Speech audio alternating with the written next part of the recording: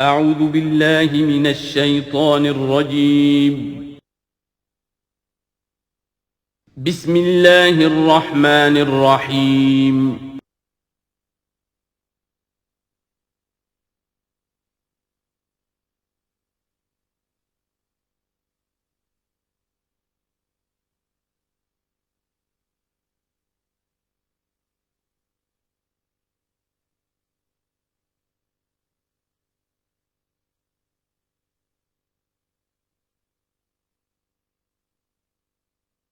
نحمده ونصلي على رسوله الكريم اما بعد فاعوذ بالله من الشیطان الرجیم بسم اللہ الرحمن الرحیم وَلَقَدْ أَخَذْنَا آلَ فِرْعَوْنَ بِالسِّنِينَ وَنَقْصٍ مِّنَ الثَّمَرَاتِ لَعَلَّهُمْ يَذَّكَّرُونَ صدق اللہ العظیم۔ آگے بڑھنے سے پہلے دو باتوں کی وضاحت ہو جائے۔ ایک تو تصحیح کرنی ہے مجھے اس بات کی کہ حضرت موسیٰ علیہ السلام جب نبوت سے سرفراز ہو کر مصر واپس آئے ہیں تو اس وقت جو بادشاہ تھا فرعون، وہ اصل میں اس بادشاہ کا بیٹا تھا جس بادشاہ کے زمانے میں کہ یہ بچے کی حیثیت سے دریائے نیل سے باہر نکالے گئے تھے اور جس کی گود میں گویا کہ پلے تھے۔ وہ فرعون بھی ابھی زندہ تھا، بوڑھا ہو چکا تھا، لیکن اس کے حضرت موسیٰ علیہ السلام کے محل میں آنے تک تو کوئی اولاد نہیں ہوئی تھی۔ بعد میں اسے بھی اللہ نے ایک بیٹا دیا اور اب وہ بیٹا جوان تھا، اور وہ بیٹا جو ہے حضرت موسیٰ علیہ السلام کے ساتھ محل میں پلا بڑھا تھا، بالکل ایسے جیسے بھائی ہوتے ہیں۔ تو اس کے دل میں بھی محبت بہت تھی، گویا کہ حضرت موسیٰ کی حیثیت بڑے بھائی کی تھی، اور اس فرعون کی جس کو اب اس باپ نے تخت سے دستبردار ہو کر اپنا زندہ ہونے کے باوجود سارے امور سلطنت جو ہے تفویض کر دیے تھے اپنے اس بیٹے کو، اس کے دل میں بھی محبت تھی اور اس نے بھی قتل کرنے سے گریز کیا۔ دوسری بات جو آخری آیت تھی 15ویں رکوع کی، یہ ہمارے لیے خاص طور پر لمحہ فکریہ ہے مسلمانان پاکستان کے لیے، کہ ہم نے بھی تحریک پاکستان جو چلائی تو ہندوؤں کے غلبے کے خوف سے کہ اگر ہندوستان ایک وحدت کی حیثیت سے آزاد ہوا اور جو جدید دنیا کا جمہوری اصول ہے ون مین ون ووٹ، تو ہندو جو ہے اتنے غالب ہو جائیں گے کہ ہمیں دبا لیں گے، ہمیں ایکسپلائٹ کریں گے، ہماری تہذیب، تمدن، دین، مذہب، عقیدہ، زبان، ہر چیز کو برباد کریں گے۔ تو اللہ تعالیٰ نے ہمیں اس تحریک پاکستان میں جو بھی ہم نے کوشش کی اس میں کامیابی دی، اور بالکل یہی الفاظ وَيَسْتَخْلِفَكُمْ فِي الْأَرْضِ، اور تمہیں زمین میں طاقت عطا کرے، قوت عطا کرے، حکومت عطا کرے، فَيَنْظُرَ كَيْفَ تَعْمَلُونَ، پھر وہ دیکھے گا تم کرتے کیا ہو، تمہاری روش کیا رہتی ہے، تم پھر کیا طرز عمل اختیار کرتے ہو، تم واقعتاً اللہ کے بندے بنتے ہو اور اللہ ہی کی حکومت قائم کرتے ہو، یا یہ ہلدی کی گانٹھ جو تمہیں مل جائے تو اس کو لے کر تم پنساری بن کر بیٹھ رہتے ہو اور اپنی حکومت اور اپنی مرضی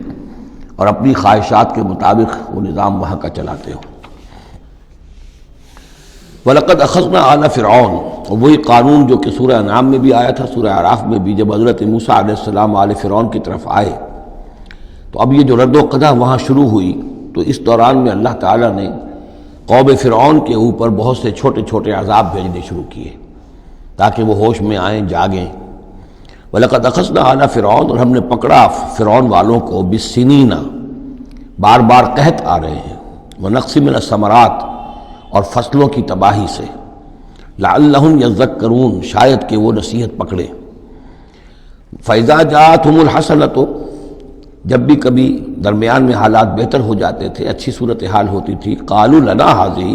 وہ کہتے تھے یہ تو ہمارے لیے ہے ہی، ہماری محنت کا، ہماری پلاننگ کا،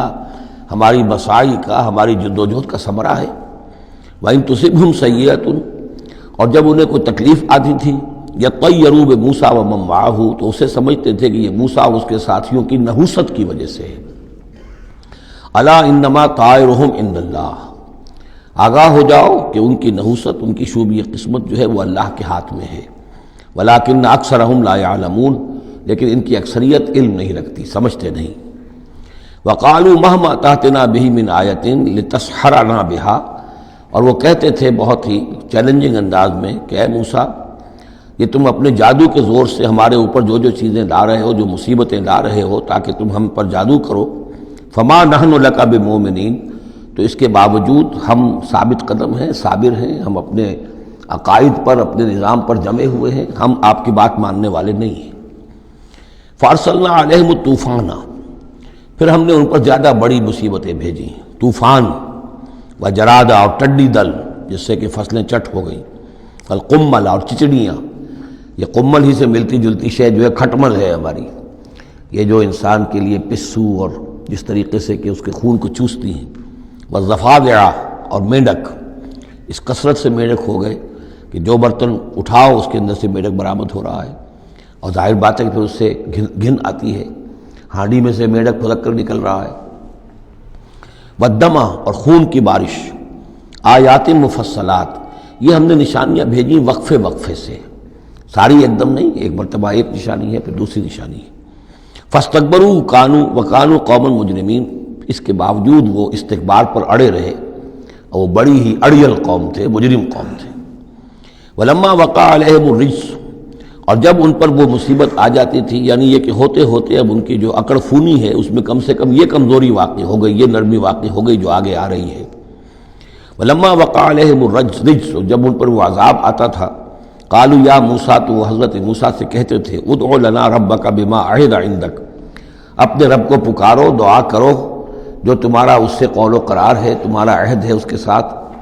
تاکہ وہ ہمیں اس مصیبت سے نجات دے۔ لئن کشفت عنا الرجس، اگر اس نے ہم سے اس عذاب کو ہٹا دیا، کھول دیا، لنؤمنن لک، ہم تمہاری بات مان لیں گے۔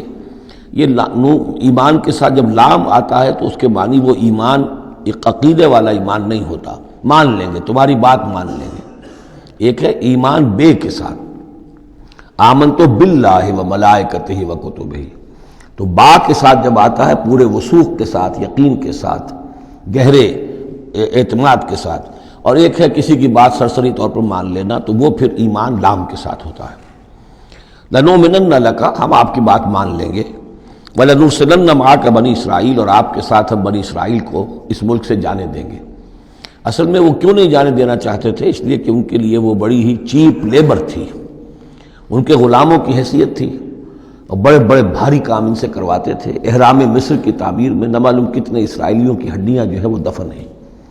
بڑی بڑی چٹانیں جو ہیں وہ جب اوپر کھینچی جاتی تھی، اگر کوئی گرتی تھی تو ان کے 20 نہیں سینکڑوں جو ہے اس کے اندر پس جاتے تھے۔ تو ظاہر بات ہے کہ وہ چیپ لیبر جو انہیں ملی ہوئی تھی اس کو چھوڑنے کے لیے آسانی سے وہ تیار نہیں تھے، اس حوالے سے انہیں یہ شاخ گزر رہا تھا، ورنہ ظاہر بات ہے وہ بھی جانتے تھے کہ یہ ہمارے اس ملک کے رہنے والے نہیں ہیں، کہ ابتدا میں ان کے لیے وہاں بڑی آؤ بھگت رہی، بڑے عیش رہے، وہ پیرزادوں کی طرح ان کا احترام کیا گیا،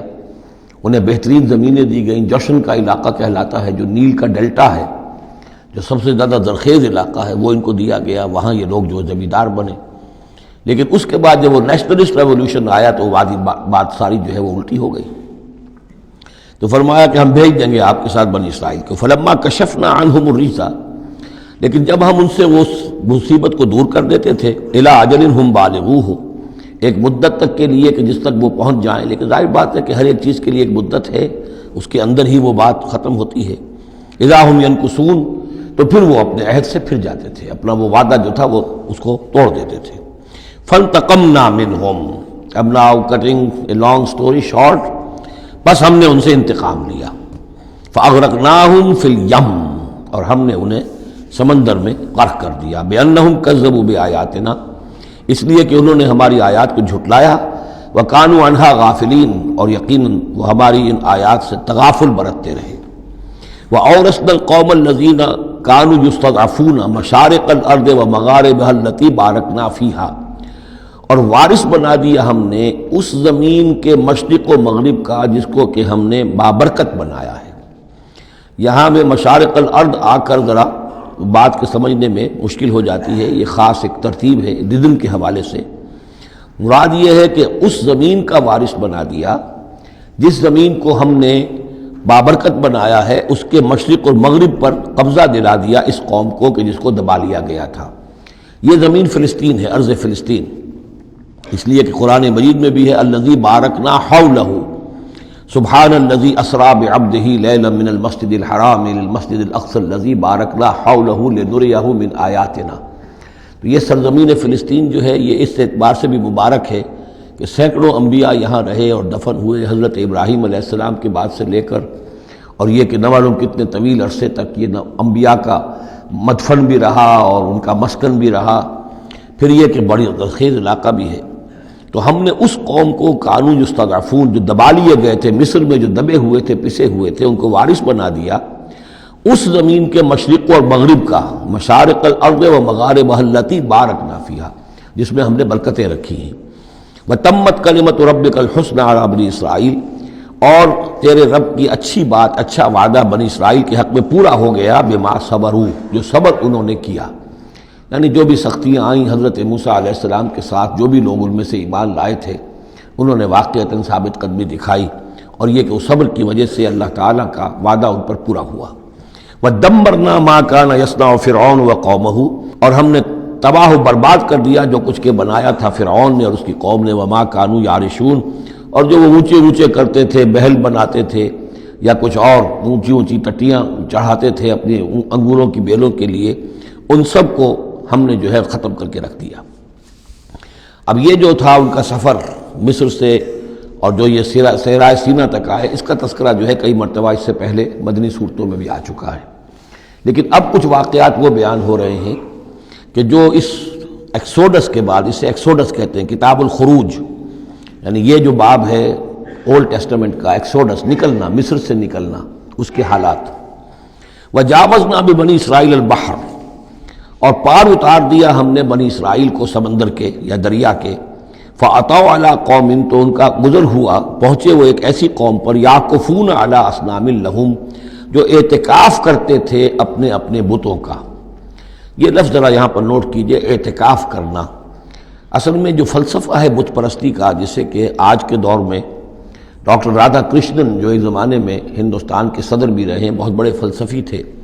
بلکہ ایک دور میں یوں سمجھیے کہ دنیا میں دو ہی فلسفیوں کا ڈنکا بج رہا تھا، ایک فلسفی مذہبی قسم کا اور وہ ڈاکٹر رادھا کرشنن تھے، اور ایک فلسفی ملحد قسم کا، وہ برٹرن رسل تھا، اور یہ دونوں تقریباً ایک ہی عمر کے ہم عمر، اور دونوں ہی 90 سے اوپر ہو کر فوت ہوئے ہیں۔ تو ڈاکٹر رادھا کرشنن نے ہندوستان کے فلسفے کو گویا کہ زندہ کر دیا اپنی تصنیفات کے ذریعے سے۔ اس نے بت پرستی کا جو فلسفہ بیان کیا وہ یہ کہ ہم یہ نہیں سمجھتے کہ ان بتوں میں کچھ ہے، یہ تو اصل میں بت تو ہم کسی ڈیٹی، کوئی بھی دیوی یا دیوتا کے نام پر مناتے ہیں، اس کے دھیان کرنے کے لیے، کنسنٹریشن نہیں ہو سکتی، خوگرے پیکرے محسوس ہے انسان کی نظر۔ انسان جو ہے مراقبہ کرتا ہے، اگر آپ جو مراقبہ کرنا چاہتے ہیں، اللہ کے ساتھ دھیان لگانا چاہتے ہیں، کیسے لگائیں؟ لیکن اگر کسی تصویر کو سامنے رکھ لیں تو پھر توجہ کو مرکوز کرنا آسان ہو جائے گا۔ یہ ہے ان کا فلسفہ بت پرستی کا۔ تو اعتکاف اسی کو کہتے ہیں کہ سال میں یہ 10 دن آدمی نکال لے کہ اپنی توجہات کو ہر چیز سے، دنیاوی معاملات سے، ان سے ہٹا کر اور اللہ تعالیٰ کی ذات پر وہ مرکوز کرے،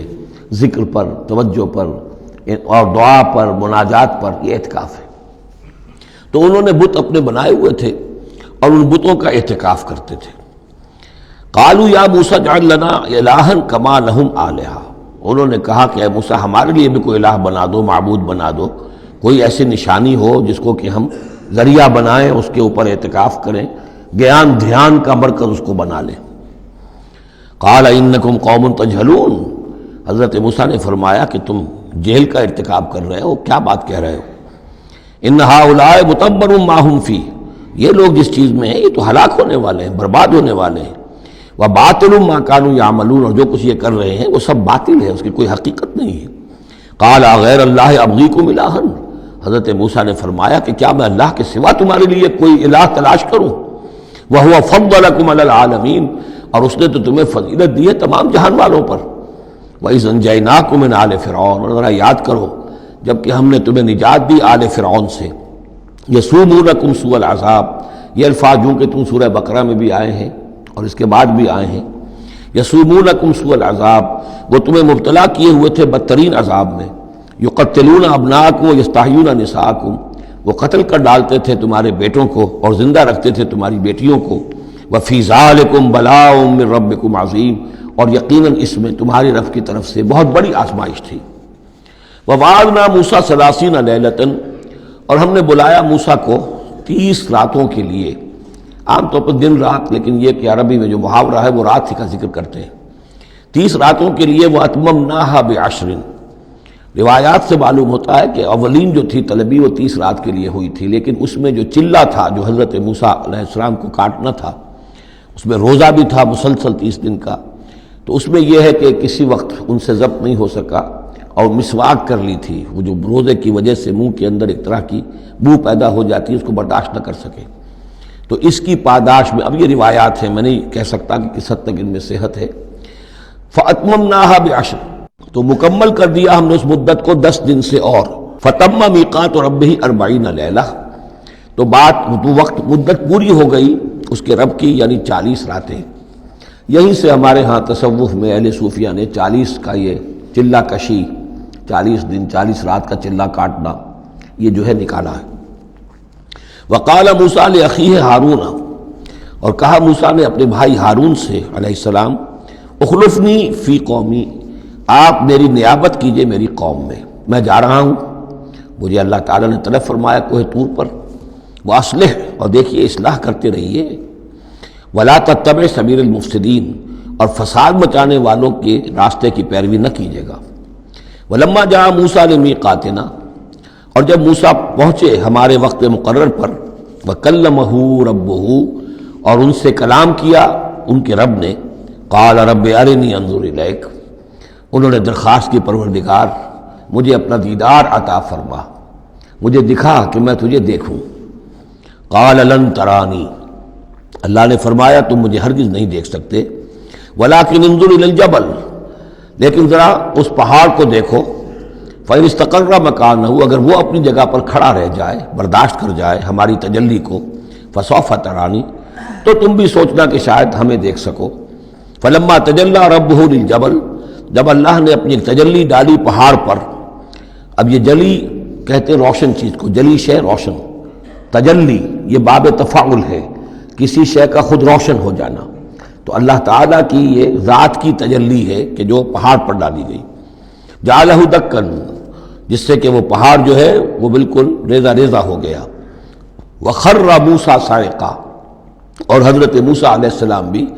تجلی باری تعالیٰ کے اس بالواسطہ مشاہدے کے نتیجے میں بھی وہ بے ہوش ہو کر گر پڑے۔ فلما افاقا، جب انہیں افاقہ ہوا، ہوش میں آئے، قال سبحانک، اب انہوں نے کہا اے اللہ تو پاک ہے، تبت الیک، میں تیری جناب میں توبہ کرتا ہوں کہ میں نے جسارت کی تھی، میں نے جو ہے اپنی حیثیت سے بڑھ کر تجھ سے سوال کر لیا تھا۔ وانا اول المومنین، اور میں پہلا ہی ہوں ایمان لانے والا، بغیر دیکھے تجھے ماننے والا ہوں۔ قال یا موسیٰ انی اصطفیتک علی الناس برسالاتی،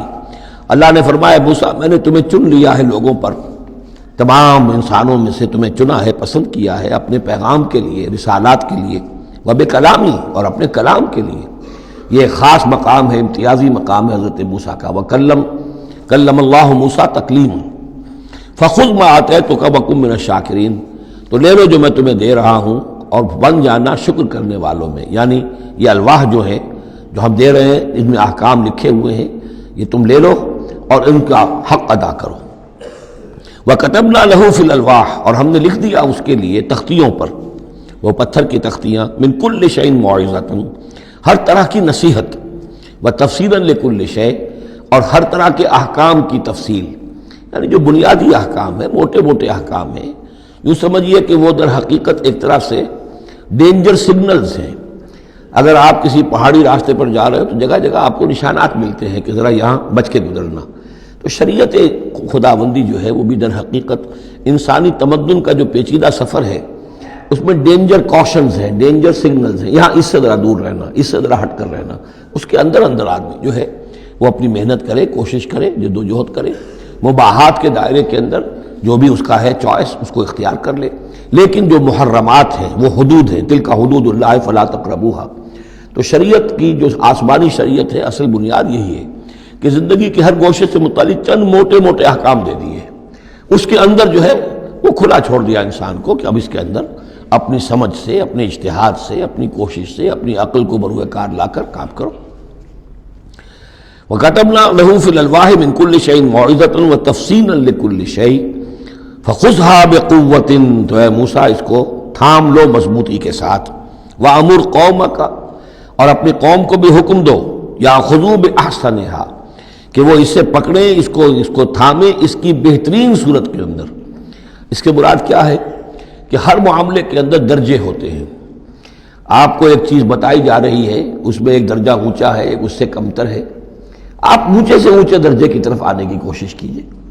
یہی بات جو ہے مسلمانوں سے بھی پھر کہی گئی ہے، آخری پاروں میں ہم دیکھیں گے چل کر کہ وہ لوگ کہ جو کلام کو سنتے ہیں، یستمعون القول فیتبعون احسنہ، وہ کلام کو سنتے ہیں پھر جو اس کی بہترین بات ہوتی ہے اس کو اختیار کرتے ہیں۔ ایک یہ ہوتا ہے آدمی سوچتا ہے کچھ اور کمی والی بات ہو جائے، ڈھیل ہو جائے، رعایت ہو جائے، چلیے پاس مارکس مجھے مل جائیں، مجھے فرسٹ ڈویژن نہیں چاہیے، مجھے سیکنڈ ڈویژن نہیں چاہیے، ڈسٹنکشن نہیں چاہیے، پاس ہی ہو جاؤں۔ لیکن یہ معاملہ دین میں نہیں ہونا چاہیے، یہ معاملہ دنیا میں کرو، دین میں اچھے سے اچھا، اعلی سے اعلیٰ، جیسا کہ ہم پڑھ چکے ہیں سورہ مائدہ کے اندر، اذا اتقوا وآمنوا وعملوا الصالحات ثم اتقوا وآمنوا ثم اتقوا واحسنوا واللہ یحب المحسنین۔ ہے جستجو کہ خوب سے ہے خوب تر کہاں، کیوں نہیں بہتر سے بہتر کی طرف جاتے؟ جتنا آج وقت لگا رہے ہو دین کے لیے اس سے زیادہ لگاؤ کل، اور پرسوں سے آگے تمہارا قدم پڑنا چاہیے، نہ یہ کہ آدمی جو ہے وہ پیچھے کی طرف دیکھے۔ وَأَمُرْ قَوْمَكَ يَأْخُذُوا بِأَحْسَنِهَا، اس کا جو بہترین رخ ہے اس کو اختیار کریں۔ سَأُرِيكُمْ دَارَ الْفَاسِقِينَ، ان قریب میں تمہیں وہ گھر دکھا دوں گا جو اس وقت فاسقوں کے قبضے میں ہے۔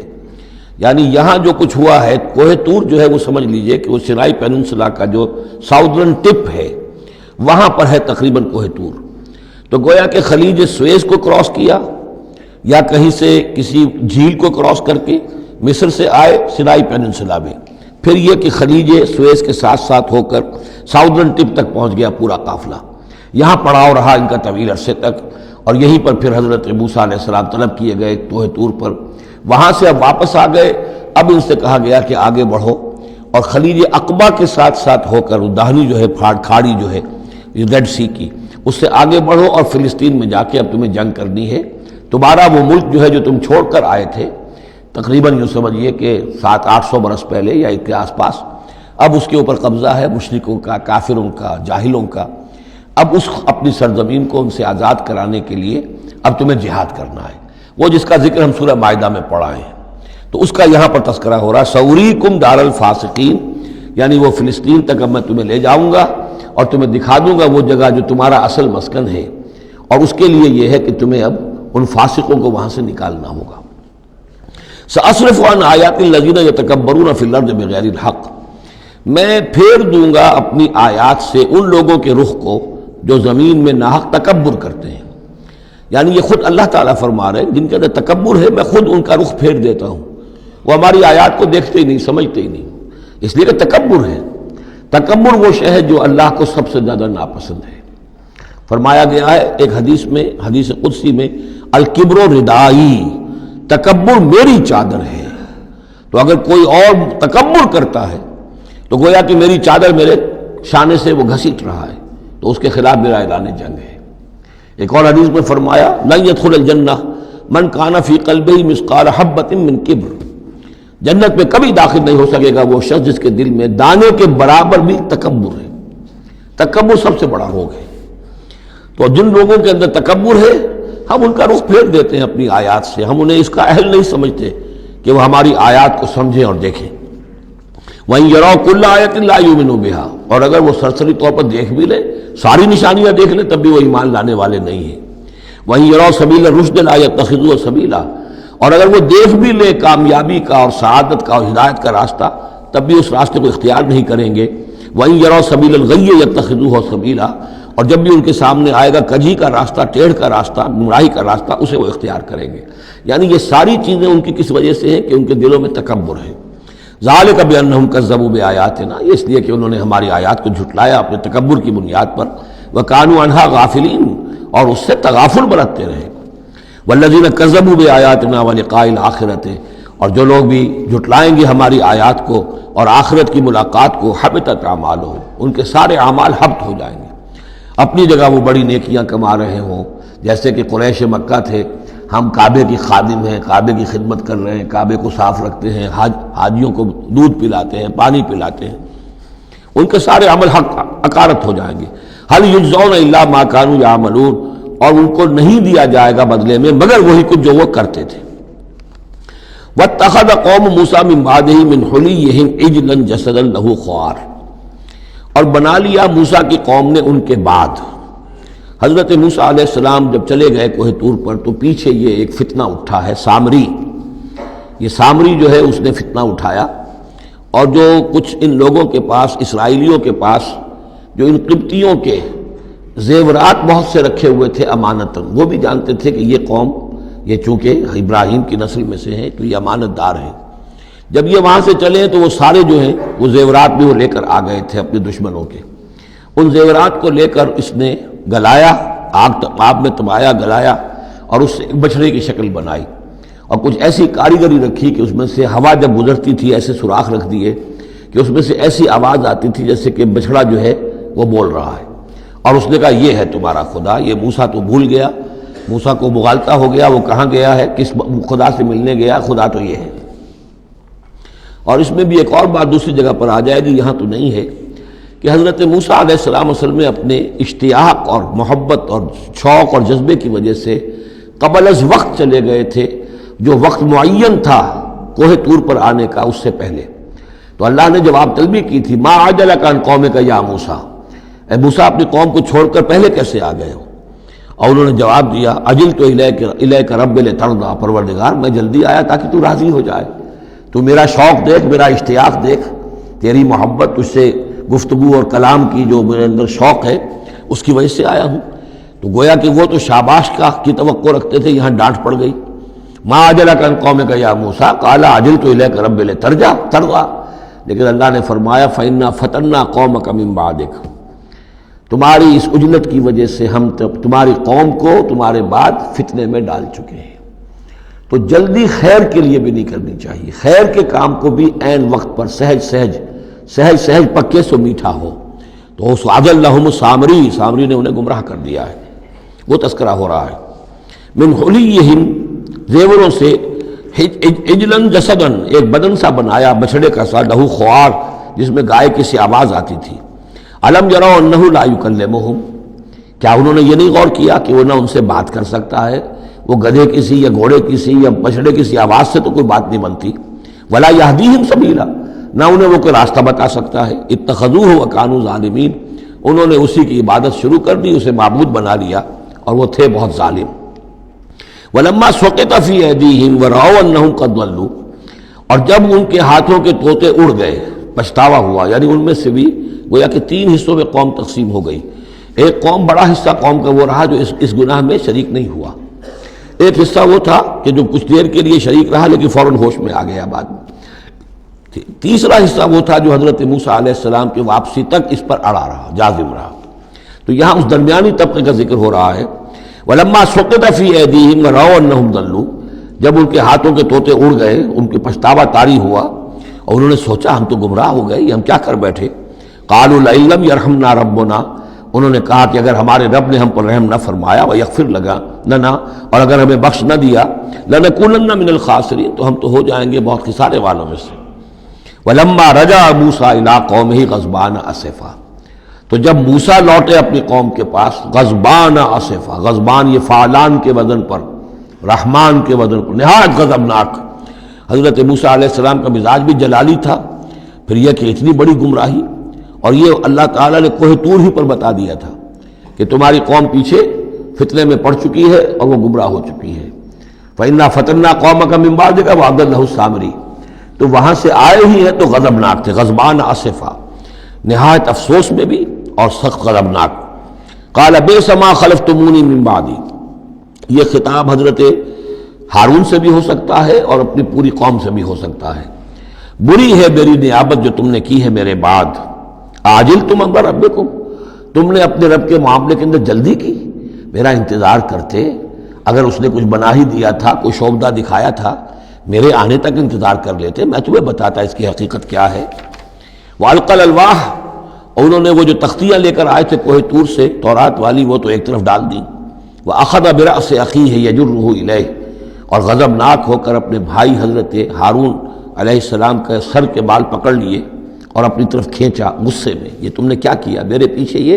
میں تمہیں خلیفہ بنا کر گیا تھا۔ قال ابن امہ، انہوں نے کہا اے میرے ماں جائے، اے میرے ماں کے بیٹے، ان القوم استضعفونی، قوم نے مجھے دبا لیا تھا، مجھے بے بس کر دیا تھا۔ وقعدوا یقتلوننی، اور وہ تو میرے قتل پر آمادہ ہو گئے تھے، میں نے انہیں روکا، میں نے منع کیا، لیکن وہ اس درجے اس معاملے کے اندر آگے بڑھ گئے تھے۔ قعدوا یقتلوننی، وہ تو مجھے قتل کرنے پر آمادہ تھے۔ فلا تشمت بی الاعداء، تو دیکھیں اب مجھ پر آپ دشمنوں کو ہنسنے کا موقع نہ دیں۔ ایک تو آپ کے پیچھے انہوں نے مجھے دبایا، میری توہین کی، مجھے قتل کرنے تک پر آمادہ ہو گئے، اب وہ دیکھیں گے کہ موسیٰ بھی آئے ہیں تو میرے بال آپ پکڑ کر کھینچ رہے ہیں اور میری توہین کر رہے ہیں، تو اس پر تو دشمن اور ہنسے گا۔ فلا تشمت بی الاعداء، شماتت اعداء یہ ہمارے ہاں پھر اردو زبان میں محاورہ ہے۔ ولا تجعلنی مع القوم الظالمین، اور مجھے ان ظالموں کے ساتھ نہ کر دیجئے، میں ان کے ساتھ نہیں ہوں، نہ میں نے ان کے ساتھ اتفاق کیا ہے، میں روکتا رہا، منع کرتا رہا۔ قال رب اغفر لی ولأخی، اب حضرت موسیٰ نے دعا کی اللہ سے، پروردگار بخش دے مجھے بھی اور میرے بھائی کو بھی، وادخلنا فی رحمتک، اور ہمیں داخل فرما اپنی رحمت میں، وانت ارحم الراحمین، اور یقیناً تو ہے تمام رحم کرنے والوں میں سب سے بڑھ کر رحم فرمانے والا۔ ان الذین اتخذوا العجل سینالہم غضب من ربہم، اب یہ فیصلہ انہوں نے دیا، یقیناً جن لوگوں نے اس بچڑے کو اپنا معبود بنایا، ان قریب ان پر آئے گا غضب ان کے رب کی طرف سے، گویا کہ قتل مرتد کی سزا جس کا ذکر ہم سورہ بقرہ میں پڑھ چکے ہیں۔ وَذِلَّةٌ فِي الْحَيَاةِ الدُّنْيَا، دنیا میں ذلت بھی آئے گی، وَكَذَلِكَ نَجْزِي الْمُفْتَرِينَ، اور اسی طریقے سے بہتان باندھنے والوں کو، جھوٹ گھڑنے والوں کو ہم جزا دیتے ہیں۔ وَالَّذِينَ عَمِلُوا الصَّالِحَاتِ ثُمَّ تَابُوا مِن بَعْدِهَا وَآمَنُوا، البتہ جن لوگوں نے کچھ دیر کے لیے یہ غلط کام کیا تھا لیکن پھر وہ توبہ کر لی انہوں نے، من بعدہا اس کے بعد، وآمنوا اور ایمان لے آئے، ان ربک من بعدہا لغفور الرحیم، تو یقیناً اس کے بعد آپ کا رب جو ہے غفور الرحیم ہے۔ جن سے عارضی طور پر یہ بات ہو گئی تھی پھر انہوں نے توبہ کر لی، ان کے لیے تو مغفرت ہے، اللہ تعالیٰ معاف فرمائے گا، غفور الرحیم ہے۔ البتہ جو اب تک اس پر اڑے رہے ہیں ان کے لیے یہ حد جاری کی جائے گی۔ یہ بالکل ایسے ہی جیسے سورہ مائدہ میں ہم نے پڑھا ہے محاربے والی آیت میں، کہ اگر کوئی ڈاکو ہیں، راہزن ہیں، کوئی ملک کے اندر فساد مچا رہے ہیں، تو اگر اس سے پہلے کہ تم ان پر قابو پاؤ اگر وہ توبہ کر لیں تو پھر ان کے لیے معاملہ اور ہوگا، پھر ان کے ساتھ نرمی بھی ہو سکتی ہے، معاف بھی کیا جا سکتا ہے، لیکن اگر قابو پا لو تو پھر ان کی سزا بہت سخت ہے، لیکن قابو پانے سے پہلے توبہ کر لیں تو ان کے لیے نرمی۔ اسی طرح یہاں معاملہ ہے۔ وَلَمَّا سَكَتَ عَنْ مُوسَى الْغَضَبُ، جب موسیٰ کا غصہ کو ٹھنڈا پڑا، أَخَذَ الْأَلْوَاحَ، اب انہوں نے وہ تختیاں اٹھائیں، وَفِي نُسْخَتِهَا هُدًى وَرَحْمَةٌ لِّلَّذِينَ هُمْ لِرَبِّهِمْ يَرْهَبُونَ، اور اس کی تحریر میں لکھا ہوئی تھی رحمت، ہدایت بھی اور رحمت بھی ان لوگوں کے حق میں جو اپنے رب سے ڈرتے ہیں، اپنے رب کا تقوی اور خوف رکھتے ہیں۔ وَاخْتَارَ مُوسَىٰ قَوْمَهُ 70 رَجُلًا لِمِيقَاتِنَا، اب ایک تو سزا دے دی گئی، ایک تو پرج ہو گئی، اور یہودی جو ہیں جنہوں نے کہ آخری وقت تک اس کے اوپر قائم رہے انہیں قتل کر دیا گیا۔ اب اس کے بعد ایک اجتماعی توبہ کے لیے حضرت موسیٰ علیہ السلام نے اپنی قوم کے 70 سرکردہ افراد کو لیا، واختارا چن لیا، اختار موسیٰ قومہ 70 رجلا لمیقاتنا، اللہ تعالیٰ ہی نے طلب فرمایا ہے ہمارے وقت مقررہ کے لیے چن لیے موسیٰ نے اپنی قوم میں سے 70 سرکردہ افراد۔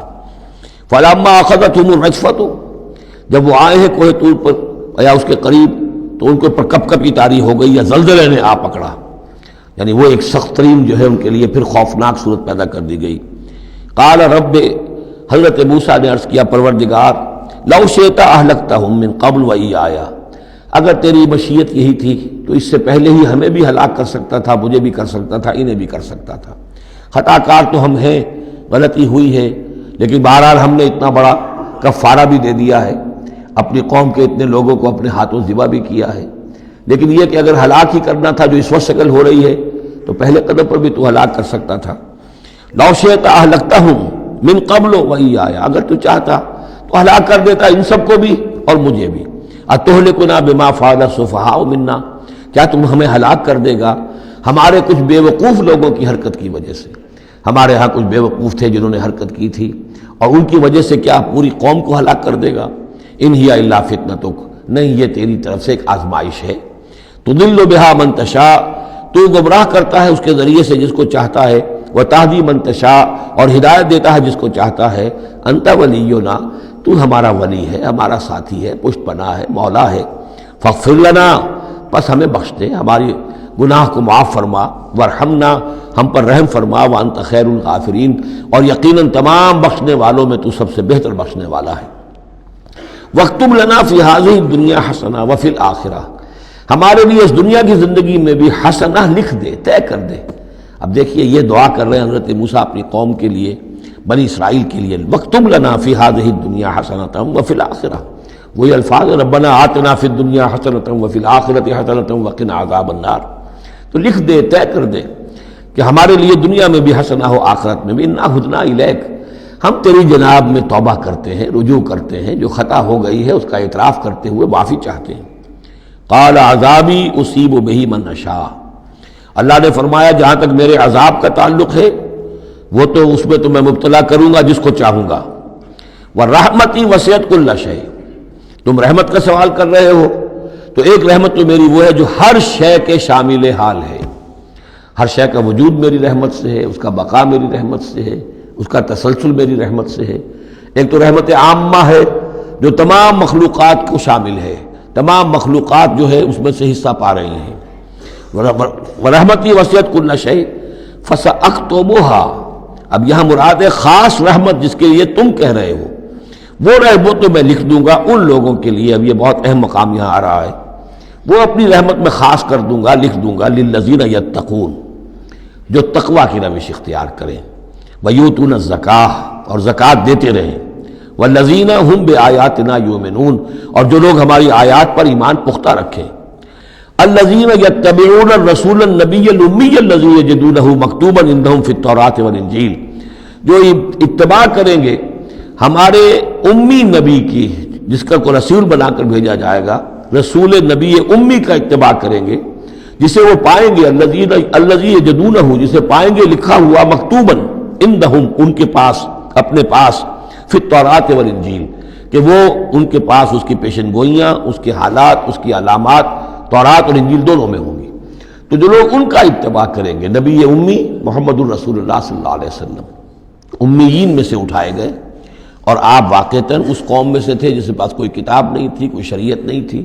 ویسے بھی آپ نے دنیاوی اعتبار سے کوئی تعلیم حاصل نہیں کی،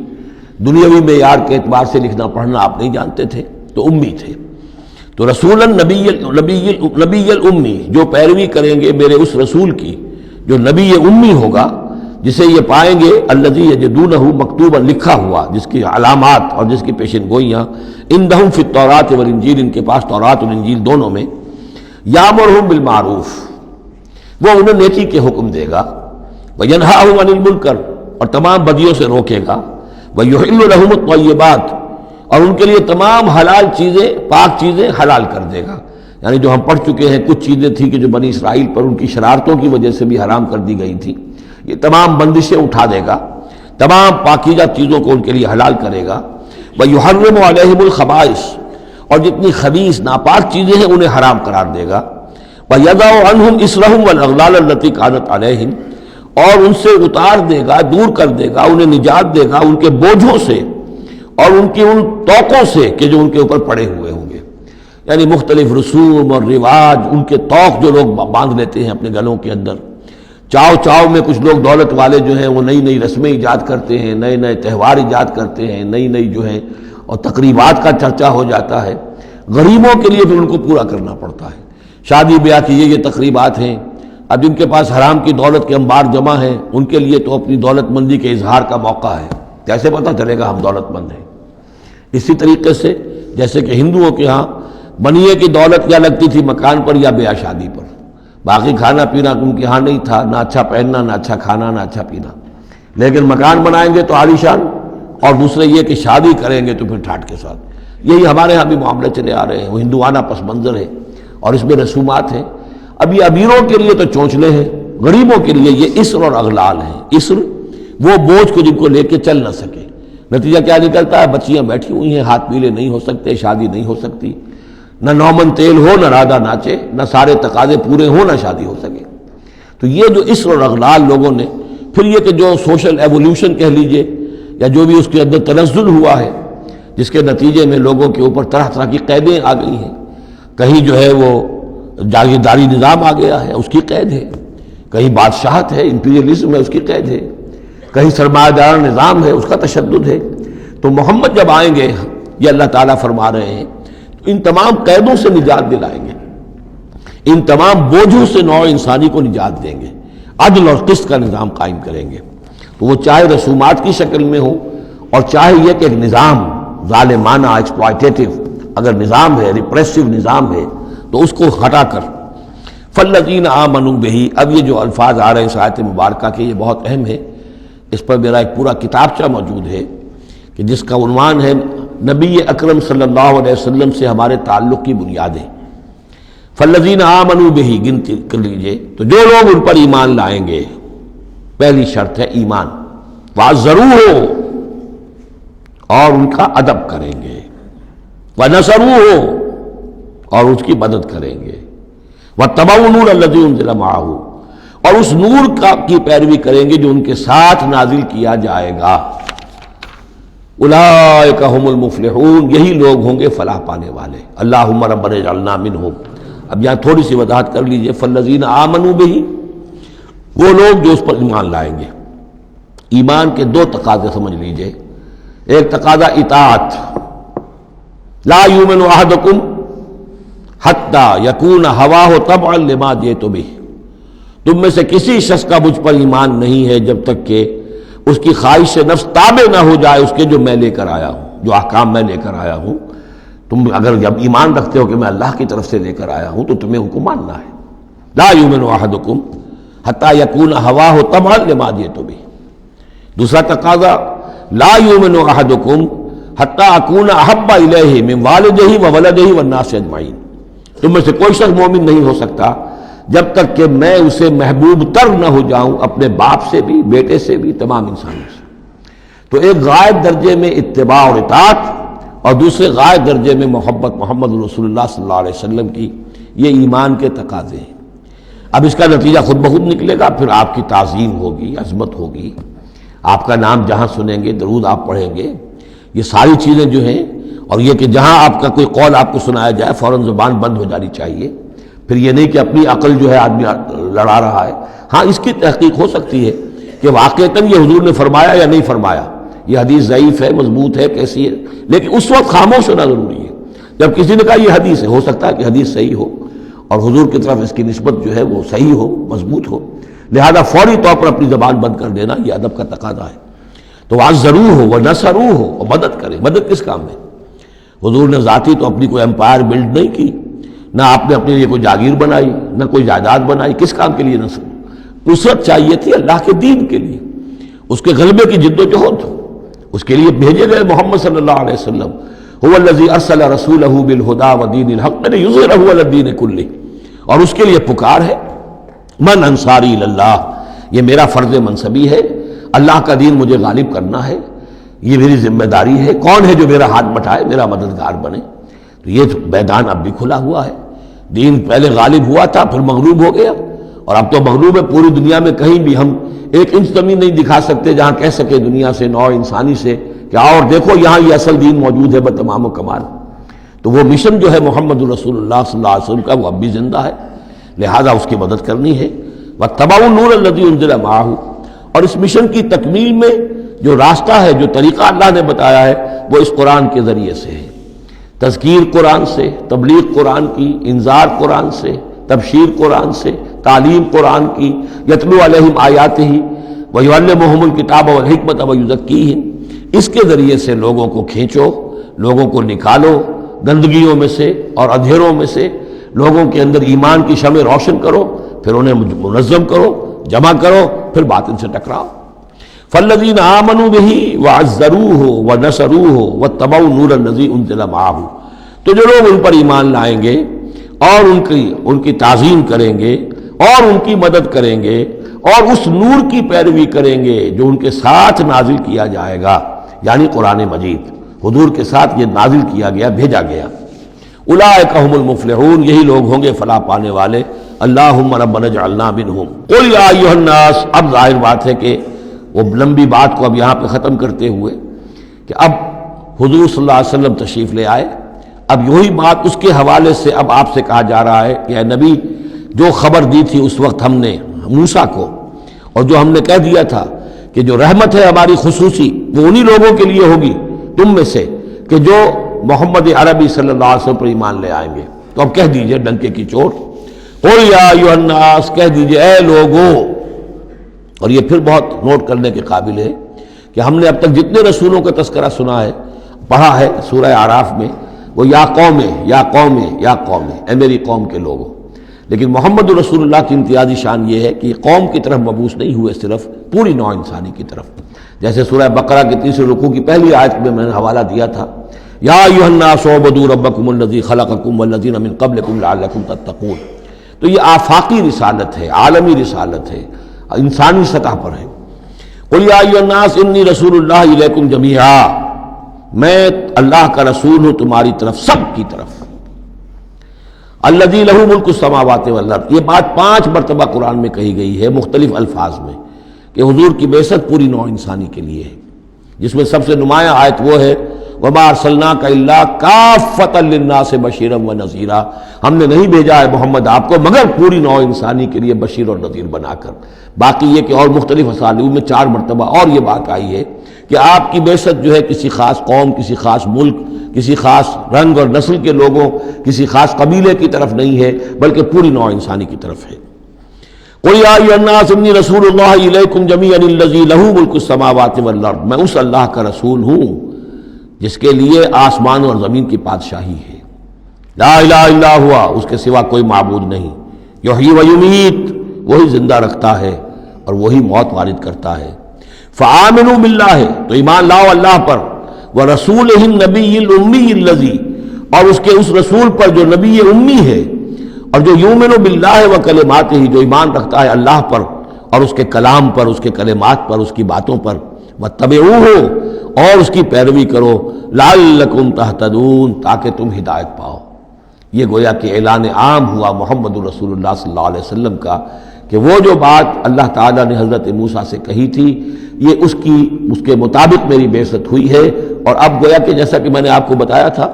یہ تمہید ہے، تیاری ہو رہی ہے، چونکہ مدینے کی طرف سفر کرنا ہے۔ یہ صورت پہلے نازل ہو گئی ہے تاکہ وہ ذہن تیار ہو جائیں اس کے لیے کہ اب یہود کے 3 بڑے بڑے قبیلے وہاں پر آباد ہیں، ان سے براہ راست اب سابقہ پیش آئے گا۔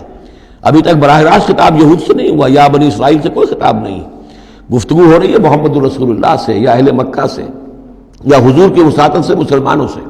لیکن یہ کہ وہ باتیں ساری وہ آ رہی ہیں کہ جن کا اب محل جو ہے واضح ہو جائے گا ہجرت کے بعد۔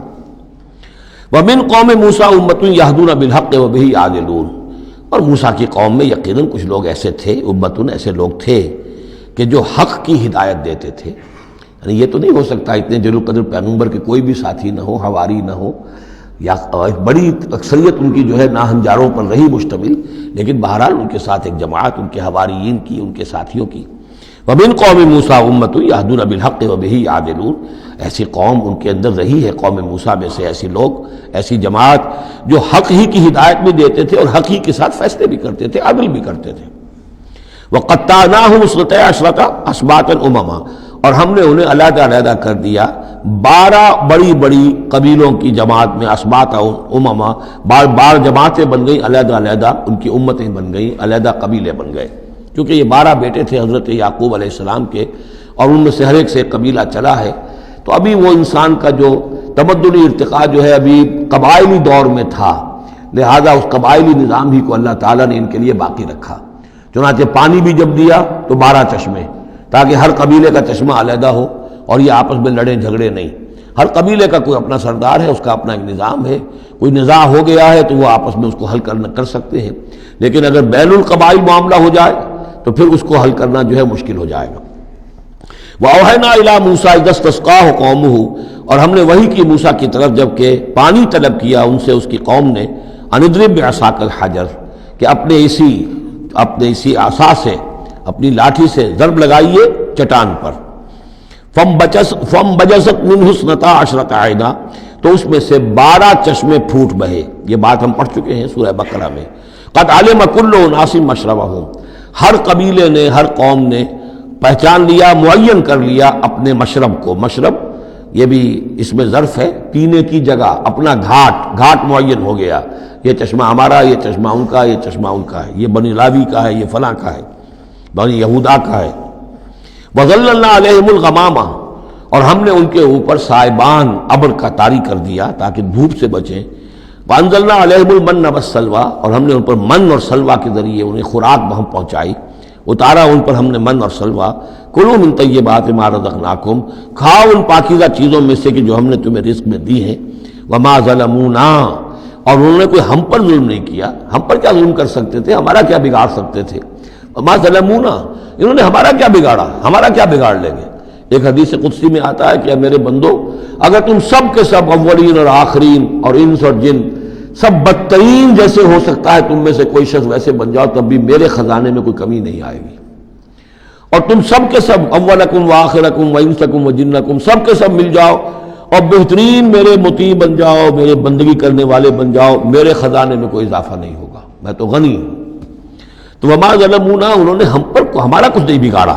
ولکن کانوا انفسہم یظلمون، لیکن وہ خود اپنی ہی جانوں پر ظلم کرتے رہے۔ وَإِذْ قِيلَ لَهُمُ اسْكُنُوا هَٰذِهِ الْقَرْيَةَ، اور یاد کرو جب ان سے کہا گیا تھا کہ آباد ہو جاؤ اس بستی میں، یہ جیریکو، اریحا، پہلا شہر فلسطین کا کہ جو یوشع ابن نون، جوشوا، ان کی سرکردگی میں جب بنی اسرائیل نے قتال کیا ہے پھر، تو یہ پہلا شہر فتح ہوا۔ جب ان سے کہا گیا کہ اب اس میں تم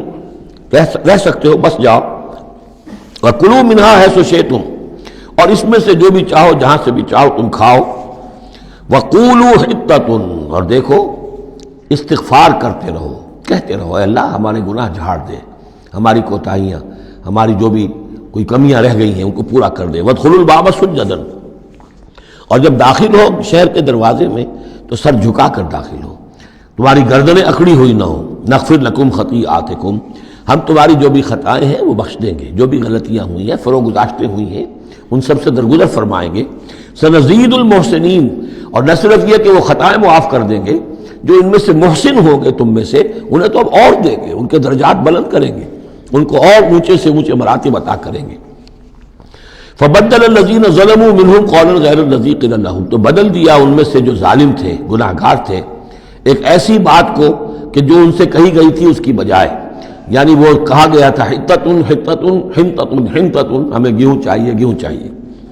فارسلنا علیہم رجزا من السماء، تو ان پر ہم نے آسمان سے ایک عذاب بھیج دیا، جن لوگوں نے وہ غلط حرکت کی تھی ان پر پلیگ آئی، بما کانوا یظلمون، بسبب ان کے اس ظلم کے جو انہوں نے اپنے آپ پر کیا تھا۔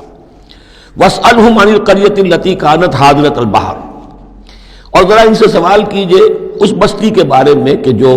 ساحل سمندر پر تھی، حاضرۃ البحر، سمندر کے کنارے پر تھی۔ یہ اب اصحاب سبت کا واقعہ آ رہا ہے۔ اس یادونا، اور عام طور پر خیال یہ کہ جو ایلات کی بندرگاہ ہے یہاں پر یہ واقعہ ہوا تھا، اب بھی وہ ایلات کی بندرگاہ ہے۔ 1967 میں جو جنگ ہوئی تھی عرب اور اسرائیل جنگ، اس میں اصل میں اسی ایلات کی بندرگاہ کا گھیراؤ کر لیا تھا صدر ناصر صاحب نے، بلاکیڈ آف دی ایلات پورٹ، اور اس کے نتیجے میں پھر بڑا زبردست جو ہے حملہ کیا اچانک جو ہے اسرائیل نے، اور یہ کہ صحرائے سینا بھی مصر سے ہتھیا لیا تھا، گولان ہائٹس جو ہے وہ سیریا سے اس نے فتح کر لیے، اور پورا مغربی کنارہ جو اردن کا جو ہے اتنا بڑا علاقہ، زرخیز ترین علاقہ جو ہے فلسطین کا، وہ اردن سے اس نے ہتھیا لیا تھا، جس میں سے صرف سینائی پیننسلا بھی واپس کیا گیا ہے، اور یہ جو مغربی کنارے پر ان کی کوئی ایک آٹونومس سی چھوٹی سی ریاست قائم کرنے کی کوششیں ہو رہی ہیں، باقی یہ کہ گولان ہائٹس پر ابھی کوئی معاملہ نہیں ہوا۔ تو وہیں پر اسی ایلات بندرگاہ پر یہ واقعہ ہوا ہے، وہیں پر یہ کوئی قوم مچھیروں کی آباد تھی۔